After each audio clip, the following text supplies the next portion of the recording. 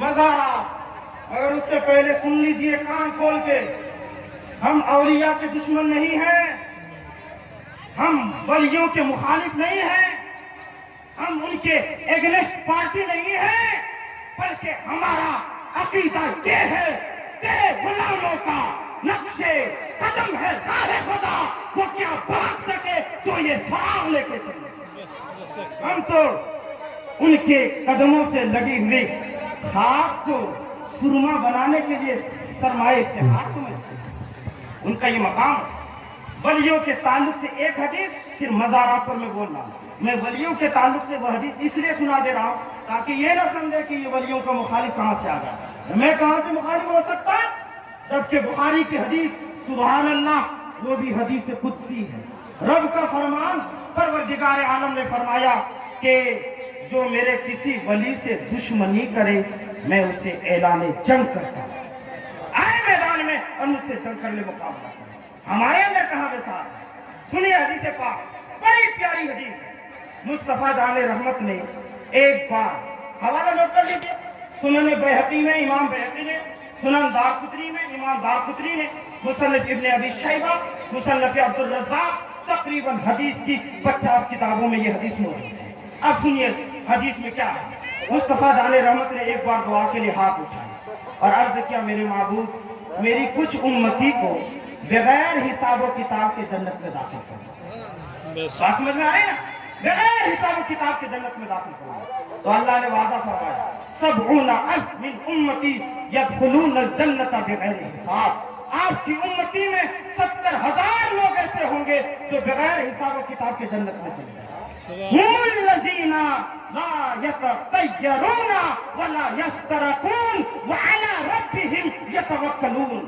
فرمایا یہ وہ لوگ ہیں جو تعویذ گنڈے والے کے پیچھے نہیں چلتے بلکہ رب پر بھروسہ کرتے ہیں۔ ایسے 70,000 کو بغیر حساب و کتاب کی جنت میں داخل کرتے ہیں۔ کتنے بولیے؟ 70,000۔ بہت زیادہ لوگ ہو گئے نا، آپ کو لگے گا، مگر مصطفیٰ جان رحمت نے کہا، میرے معبود کوٹا تو بڑا مختصر ہو گیا، میری امتی کی اتنی لمبی تعداد اور صرف 70,000 بغیر حساب و کتاب کے ہو۔ دوبارہ دعا کے لیے ہاتھ اٹھائے اور عرض کہ میرے معبود یہ تعداد تھوڑی سی اور بڑھ جائے۔ تو رب نے وعدہ فرمایا، حبیب اب سنو حدیث کیا ہے۔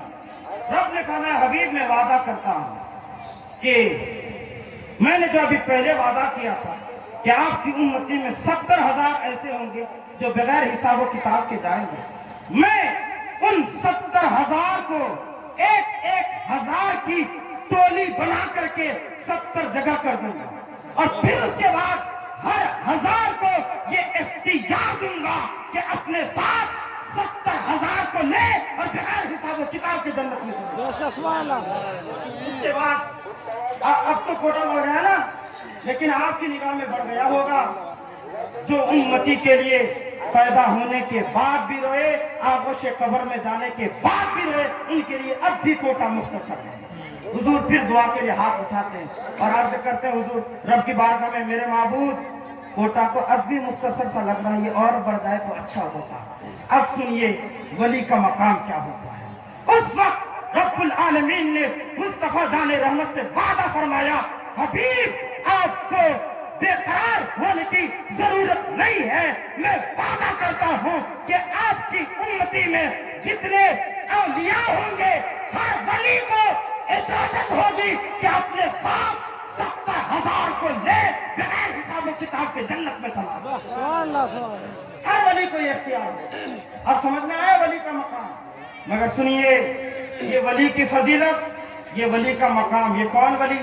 جو پیور ولی ہے، جو کلیئر ولی ہیں، جو خالص ولی ہیں، جو پکا ولی ہے، اور جو 4 انگوٹھی زیادہ پہن کر کے، ہاتھوں میں دھاگا باندھ کر کے، گلے میں پٹا ڈال کر کے، سرخ لباس یوگی جیسا پہن کر کے اگر جوگی بن گیا ہے تو قطعاً وہ شخص اس طرح کی بشارت کا حقدار نہیں، بلکہ وہ شخص مردود ہے، راندے بارگاہ الہی۔ آج ہم نے ایسے کو پیر بنا لے۔ حضرت بڑی دقت ہے کہ ہم نے پیری مریدوں کو بھی وراثت سمجھ لیا ہے۔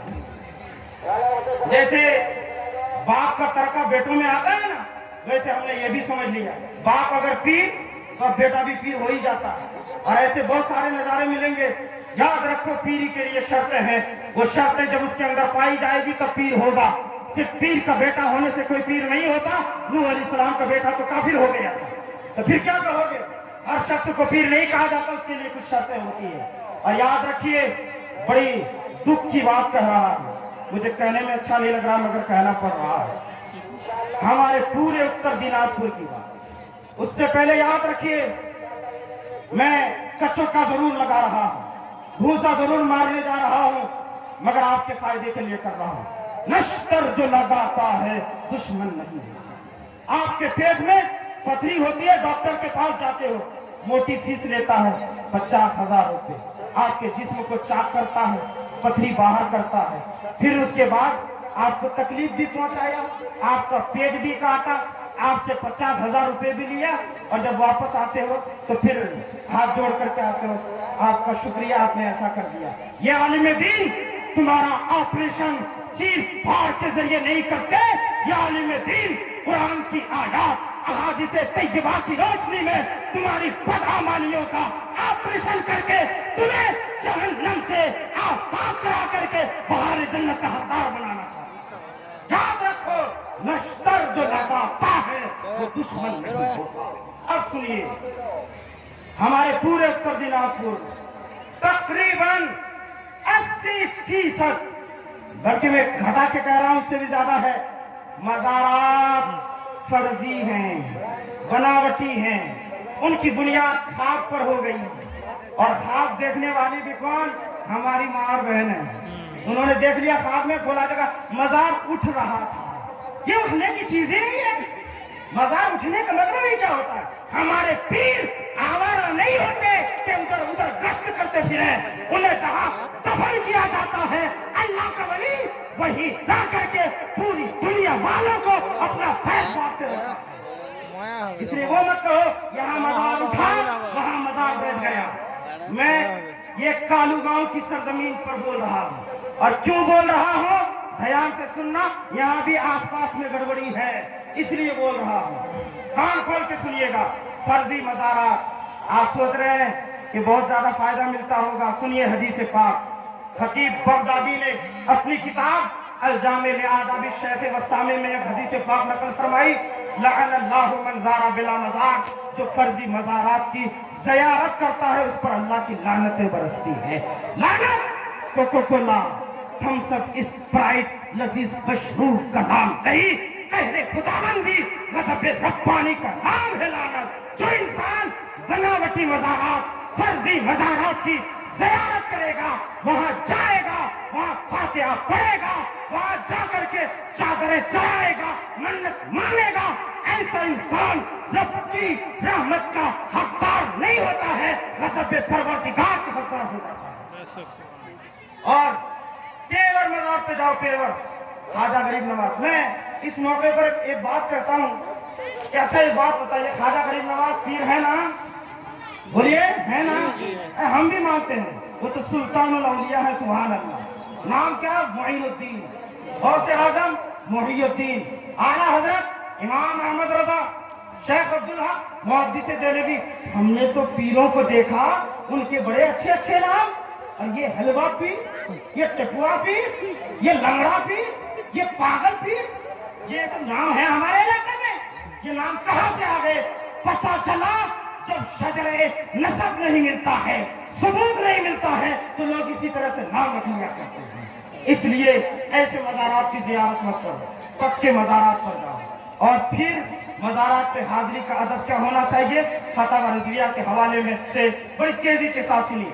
आला हजरत ने फरमाया, सुनो, जो बोल रहा हूँ यही मसले के आला हजरत है, जो तुम कर रहे हो वो मसले के आला हजरत नहीं है। गारंटी के साथ 100% गुबान के दुहल ऐलान करके ये आरिफ आज कह रहा है कि अगर तुम मसले के आला हजरत पर कमा हक हो अमल कर लो, तो हमारे जो भाई सुन्नियत छोड़ करके गैरों के खेमे में चले गए, आज ही तौबा करके हमारे हुजूर में दाखिल हो जाए। शर्त है हम पक्के सुन्नी तो बने, पक्के मसले के आला हजरत वाले तो बने। आला حضرت کی تعریف سنی. اعلیٰ حضرت نے کیا فرمایا؟ جو مزار پہ جائے تو حاضری کا ادب یہ ہے گھر پہ 2 رکعت نفل نماز پڑھے. وہ ثواب حضور کی بارگاہ میں تمام انبیاء اولیاء کی بارگاہ میں پہنچاتے پہنچاتے کہے اس کا ثواب خصوصیت کے ساتھ اس مزار کے والے کو جس کی بارگاہ میں حاضری دینے جا رہا ہوں. اور جب وہاں جائے پیروں کی طرف سے چاروں طرف سے دروازے کھول. اصل میں مزار بنانے والے آج کل ویسے لوگ ہو ہی گئے ہیں, وہ جہاں چاہتے دروازہ بنا دیتے اپنی سہولت کے لیے. پیر کی طرف سے اور جا کر کے کیسے کھڑے ہوں تو آپ کو پیر کی طرف سے جا کر کے اس طور پر کھڑا ہونا, یعنی بائیں طرف چلے جائیں اور بائیں طرف جا کر کے اپنی پیٹھ کر لیجئے پچھم جانب اور اپنا چہرہ کر لیجئے پورب جانب. اور پیر صاحب کا چہرہ کس طرف ہے جو مزار میں تشریف فرما ہے ان کا چہرہ پچھم جانب, کیونکہ مردے کو ایسے لٹایا جاتا ہے. آپ کا چہرہ پورب اور ان کا چہرہ پچھم, دونوں فیس ٹو فیس ہوتے ہیں تو ان کی نگاہوں کے خیر ڈائریکٹ آپ کے جسم پر پڑتے ہیں. فاتحہ پڑھیے 4 ہاتھ کے فاصلے پر کھڑے ہو کر اور فاتحہ پڑھنے کے بعد دعا کیجیے, سلام پیش کیجیے اور پھر الٹے قدم آ جائیں.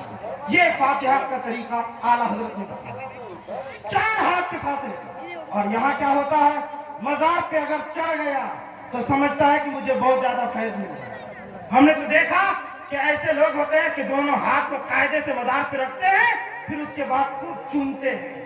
ارے نادان, ان ہاتھوں سے مزار کو ٹچ کرنے سے پہلے غور کر لینا تیرے یہ ہاتھ کہیں گندے تو نہیں ہیں, تیرے ہاتھ تیرے لب اس لائق نہیں ہے کہ اس مزار کو بوسہ دے.